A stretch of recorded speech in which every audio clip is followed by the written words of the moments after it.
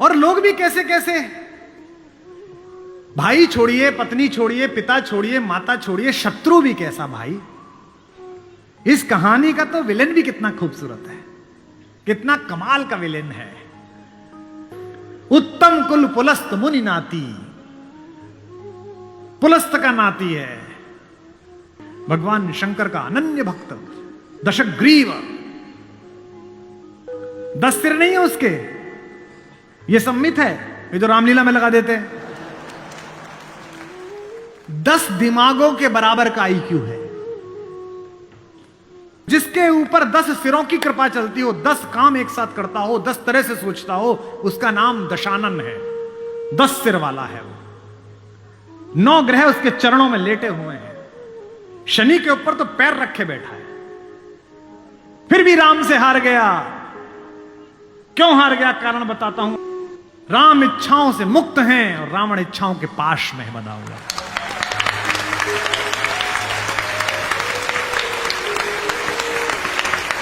फिर जागना कि रावण मनुष्यों पर राज्य करता है, राम मनुष्यता पर राज्य करते हैं।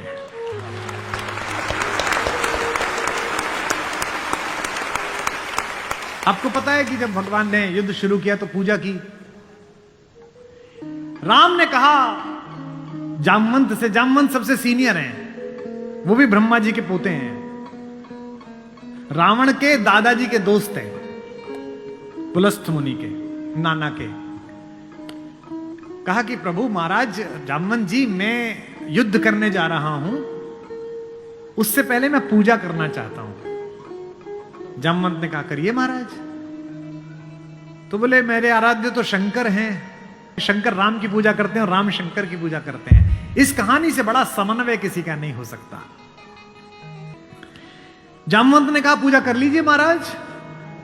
बोले मुझे एक ऐसा पंडित चाहिए जो शैव हो, शिव को मानने वाला, और मैं वैष्णव हूं तो वैष्णव भी हो। उन्होंने कहा कि इस जंगल में, इस युद्ध क्षेत्र में ऐसा कोई पंडित कहां मिलेगा भगवान। तो उन्होंने कहा पूजा कैसे होगी फिर। जो जामवंत ने कहा एक पंडित मेरे ध्यान में है, पर वो आपका पुरोहित बनेगा नहीं। बोले कौन। बोले पुलस्थ मुनि का नाथी महारथी रावण, वो शिव का भक्त है और वैष्णव भी है, उससे करा लीजिए। सोचिए जिसको हराने जा रहे हैं उससे पूजा। राम ने जामवंत से कहा कि महाराज पूछ के तो आइए, अगर महापंडित रावण आज्ञा दे दें इस यज्ञ के लिए तो मैं कर लूं। रावण को पता चला कि जामवंत बुलाने आए हैं। रावण ने अपने सैनिकों से कहा कि जैसे ही दादा जामवंत आए, कोई उनसे प्रश्न ना करे, उन्हें बस महल का मार्ग दिखा दे, हाथ जोड़ के सब चरण छुएं। जामवंत पहुंचे, रावण किले के द्वार पर चरण छूने आया। कहा कि पितामह मैं आपको प्रणाम करता हूं, मैं धन्य हुआ कि आप पधारे। जामवंत ने कहा कि मैं बहुत प्रसन्न हुआ तुम्हारी अतिथि सेवा देखकर। बिठाया, पूछा कैसे आए हैं। जामवंत ने कहा मैं एक इच्छा लेकर तुम्हारे पास आया हूं। एक मेरे साथ 2 जजमान हैं, वो एक यज्ञ करना चाहते हैं युद्ध शुरू करने के लिए। उन्हें एक ऐसे पंडित की आवश्यकता है जो शैव भी हो और वैष्णव भी। तुमसे अधिक गुणी व्यक्ति तो पृथ्वी पर नहीं है, क्या उनका पुरोहित बन सकोगे। क्या पूछा रावण ने पहला, क्या करेक्टर है, वाह। रावण ने कहा जहां तक मुझे सूचना है आपके दोनों यजमान अयोध्या के निर्वासित राजकुमार राम और लक्ष्मण तो नहीं है। जामवंत ने कहा हां दशशीष, वे ही दोनों हैं, क्या आप स्वीकार करेंगे। उसने हां ना नहीं करी, फिर बोला क्या उनके यज्ञ का उद्देश्य लंका विजय। जामवंत ने कहा हां उनका यही उद्देश्य है, क्या आप स्वीकार करेंगे। उसने कहा मैं तो जिज्ञासा के लिए पूछ रहा था, अन्यथा द्वार पर आकर किसी पंडित से कोई यज्ञ के लिए कहे, अस्वीकार करना उसका धर्म ही नहीं है। मैं आपके साथ चलूंगा और उनका यज्ञ कराऊंगा।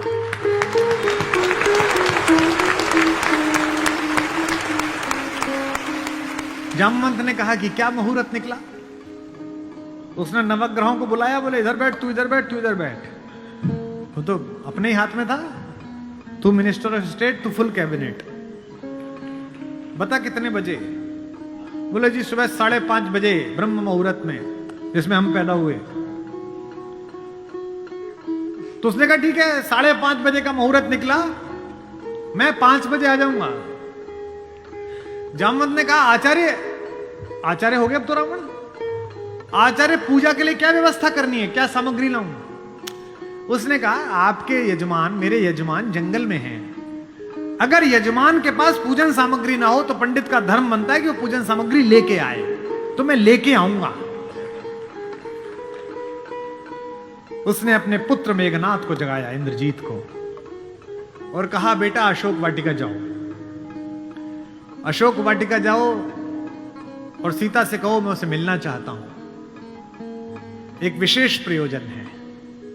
थोड़ी देर बाद खुद पहुंचा और कहा सीते, तुम्हारा पति राम लंका विजय का यज्ञ कर रहा है, उसके पास पुरोहित नहीं है, कल सुबह मैं उसका पुरोहित बनूंगा, लेकिन एक विवाहित व्यक्ति की पूजा अधूरी है अगर उसकी पत्नी उसके पार्श्व में ना बैठे। क्योंकि तुम उसकी पत्नी हो, तो सुबह ये इंद्रजीत रथ लेकर आएगा, तुम स्नान करके नया वस्त्र पहनकर इस रथ में बैठ जाना, क्योंकि मेरे यजमान की पूजा पूर्ण होनी चाहिए, मैं अपूर्ण पूजा का पुरोहित नहीं हूं।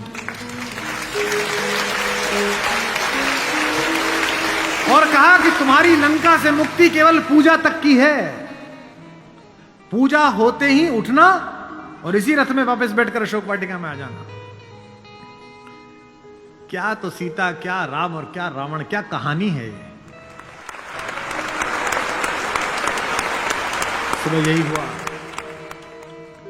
शिवलिंग की स्थापना हुई, बालुका की मृत्यु से एक विग्रह बनाया राम ने अपने ओजस्वी हाथों से। राम आजानुबाहु हैं, घुटने तक हाथ आते हैं उनके, ये पुरुषोत्तम का लक्षण है। महाराणा कुंभा वे भी आजानुबाहु थे। कभी कुंभलगढ़ के किले में जाइए, 3 फीट का शिवलिंग है, नीचे बैठ के अपने ही हाथ से लोटे से रुद्राभिषेक करते थे बिना उठे। वे भी सूर्यवंशी थे, राम आजानुबाहु थे। उन्होंने अपने बड़े बड़े हाथों से शिवलिंग तैयार करा, धोती पहने हुए, तलक लगाए हुए तेजस्वी रावण पहुंचा। राम और लक्ष्मण ने आसन से खड़े होकर अपने पुरोहित को प्रणाम करा। आचार्य, मैं दशरथ का पुत्र राम अपने छोटे भाई लक्ष्मण के साथ आपको प्रणाम करता हूं। दोनों ने पैर छुए रावण के और कहा कि आचार्य आसन ग्रहण करिए। आचार्य ने पूजन प्रारंभ किया। ओम गणपति गंगावाय। अब ये कि पत्नी कहां से आए? आचार्य ने पूछा राम से। मेरे यजमान विवाहित है? राम ने कहा हां आचार्य मैं विवाहित हूं। अपनी धर्म पत्नी से कहिए कि वो आपके पार्श्व में आकर बैठे। राम ने कहा आचार्य मेरी धर्म पत्नी मेरे साथ नहीं है। तो जामवंत ने कहा आचार्य अब पूजा कैसे होगी?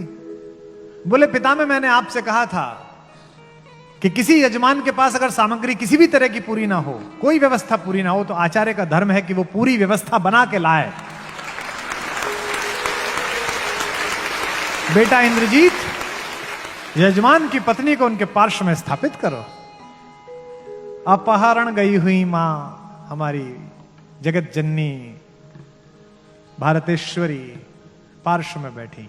पूजन प्रारंभ हुआ, सारी अर्चना हुई और पूजन के बाद रावण ने कहा कि मैं आप दोनों यजमानों को आशीर्वाद देता हूं कि आप दोनों जिस संकल्प के कारण ये पूजा कर रहे हैं, आज सारे देवता उपस्थित होकर आपके संकल्प को पूर्ण करें। मैं आशीर्वाद देता हूं।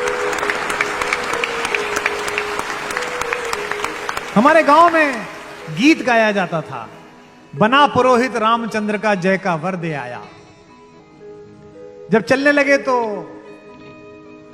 राम ने पूछा, बोले आचार्य दक्षिणा? तो आचार्य हंसा। बोला त्रैलोक्य की संपदा आपके आचार्य के पास है, कुबेर का रथ आपके आचार्य के पास है, ऐसे में मेरा वनवासी मुझे क्या दक्षिणा देगा मेरा यजमान? तो राम ने कहा कि मैं रघुवंशी हूं, दक्षिणा के बिना पूजा कराना मेरे लिए निष्फल हो जाएगा, आप दक्षिणा तो मांगिए। तो रावण ने कहा कि मैं आपसे समय पर दक्षिणा मांग लूंगा। राम ने कहा उस समय में देने योग्य बचा या ना बचा? आचार्य बता तो दीजिए कि दक्षिणा क्या है। आचार्य ने जो दक्षिणा मांगी उस पर रावण को भी राम की तरफ से प्रेम भेजा जा सकता है। आचार्य ने कहा मेरी दक्षिणा यही है कि आचार्य का जब अंतिम समय आए तब दोनों यजमान मेरे सामने उपस्थित रहें। एक अंतर समझ लेना राम और रावण में, आप ढूंढना आपके अंदर रावण है कि राम है। राम के पास जो है वो पर्याप्त है और रावण को जो प्राप्त है वो पर्याप्त नहीं है। रावण के पास पंचकन्याओं में पूजित हमारे मेरठ की पंचकन्याओं में सबसे सुंदर स्त्री मंदोदरी जैसी सती मां उनकी पत्नी है, लेकिन उसके बाद भी जंगल में घूमते हुए एक तपस्वी की वलकल पहने हुए युवती को अपनी रानी बनाना चाहता है।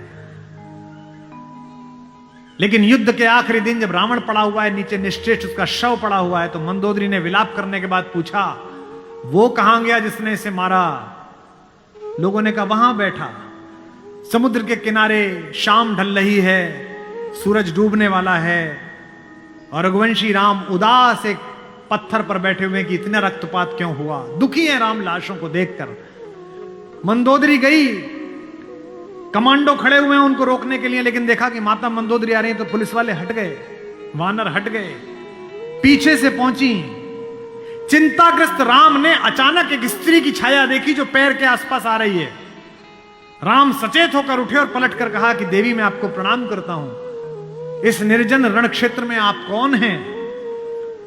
मंदोदरी ने कहा हे राम, मैं रावण की दुर्भाग्यशाली पत्नी मंदोदरी हूं।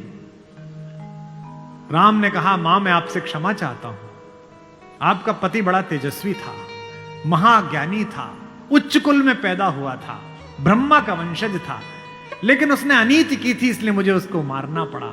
मैं आपके इस शोक के लिए क्षमा चाहता हूं। मंदोदरी ने कहा मैं इसलिए नहीं आई कि मैं तुम्हें कोसूं। राम ने पूछा फिर किस लिए आई मां? मंदोदरी ने कहा मैं देखने आई थी कि जिसने पूरी दुनिया पराजित कर दी, जिसने तेरे पूर्वज मानधाता तक को स्वर्ग में जाके चुनौती दे दी, जो कुबेर को कालर से पकड़ के नीचे ले आया, उस महापराक्रमी को हराया किसने? ऐसा उसमें क्या है जो मेरे पति में नहीं था? तो राम ने पूछा कि मां आपको पता चला क्या है? बोले हां पता चल गया, आने से पहले ही पता चल गया। राम ने पूछा क्या अंतर है? बोले राम एक मेरा पति था जो मेरी जैसी सुदर्शना होते हुए भी तेरी पत्नी चाहता था, एक तू है कि पीठ पर से भी परस्त्री की छाया पड़ी है तो उठकर खड़ा हो गया है, ये उसमें तुझ में अंतर है।